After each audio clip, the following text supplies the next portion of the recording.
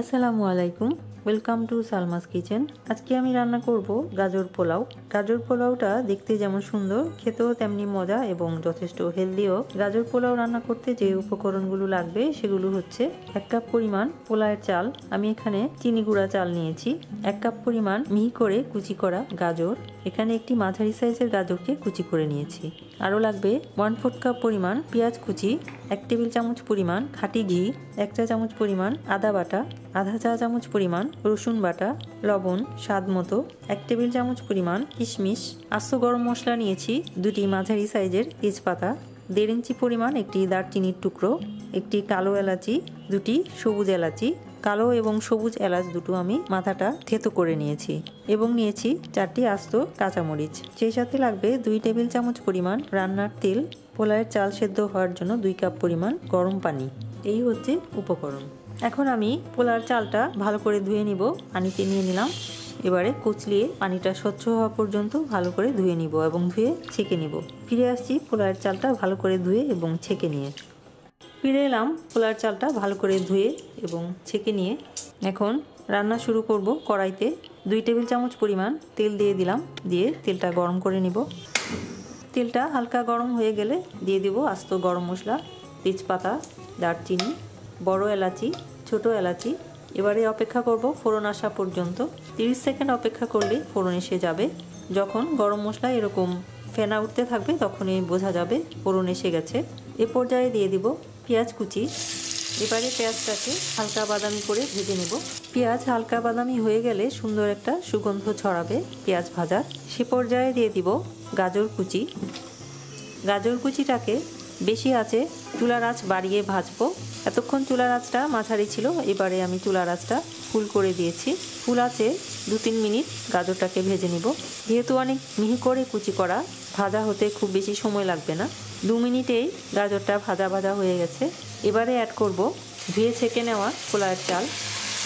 পোলাওয়ের চালটা দিয়ে একটু নেড়ে চেড়ে মিক্স করে দিয়ে দিব আদা বাটা, রসুন বাটা এবং কিশমিশ দিয়ে এবারে ভেজে নিব। চালটা কিছু ভালোভাবে ভেজে নিতে হবে। চালটা যত সুন্দরভাবে ভাজা হবে পোলাওটা তত সুন্দর ঝরঝরা হবে। আমার চালটা ভাজা হয়ে গেছে। চাল ভাজা হয়েছে কিনা সেটা বোঝার একটা উপায় হচ্ছে চালটা যখন নাড়া হবে তখন চাল ভাজার একটা আওয়াজ হবে এবং চালগুলা একটা আরেকটার সাথে এরকম জড়ানো জড়ানো মনে হবে, তখনই বোঝা যাবে যে চালটা ভালোভাবে ভাজা হয়ে গেছে। এবারে অ্যাড করব গরম পানি এবং স্বাদ মতো লবণ। এখন অপেক্ষা করব বলক আসা পর্যন্ত।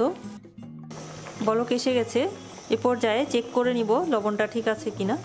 এ পর্যায়ে লবণের পরিমাণটা যদি সমান থাকে তাহলে কিন্তু রান্নার শেষে যে লবণটা কম কম লাগবে, সেজন্য এই পর্যায়ে লবণের পরিমাণটা সামান্য একটু বেশি হয় যাতে সেই পরিমাপে অ্যাড করতে হবে। আমি আরেকটু অ্যাড করে দিচ্ছি। পোলাও এবং খিচুড়ির ক্ষেত্রে এই পরিমাপটা অবশ্যই খেয়াল রাখতে হবে। এখন ঢাকনা দিয়ে দিলাম। ঢাকনা দিয়ে অপেক্ষা করব পানি এবং চালের পরিমাণটা সমান সমান হওয়া পর্যন্ত। ফিরে আসছি পানি এবং চালের পরিমাণ সমান সমান হওয়ার পর। ফিরে এলাম, বাইরে থেকে দেখা যাচ্ছে পানি এবং চালের পরিমাণ সমান সমান হয়ে গেছে। ঢাকনা তুলছি। এ পর্যায়ে দিয়ে দিব আস্ত কাঁচামরিচ 4টি এবং ঘি মিক্সড করে দিব আলতোভাবে। এবারে চুলার আঁচটা একেবারে লো করে দিয়ে ঢাকনা দিয়ে দমে রাখবো 10 মিনিট। ফিরে আসছি 10 মিনিট পর। ফিরে এলাম 10 মিনিট পর। ঢাকনা তুলছি। সুন্দর ঝরঝরা পোলাও হয়ে গেছে, রান্না হয়ে গেছে। চুলা বন্ধ করে দিচ্ছি।